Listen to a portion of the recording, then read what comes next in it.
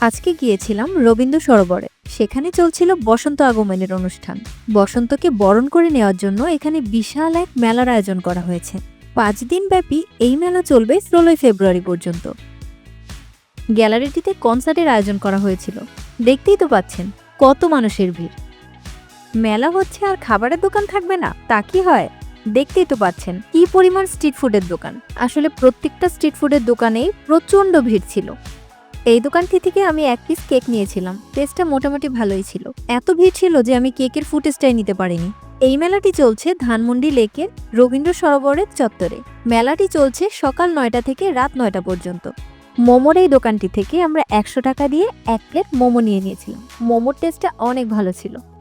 খড়কুটো দিয়ে তৈরি এই রেস্টুরেন্টটি আমার কাছে অনেক ভালো লেগেছে। তাদের সব থেকে 1 কাপ তান্দুরি চা নিয়েছি। চায়ের টেস্টটা অনেক ভালো লেগেছে।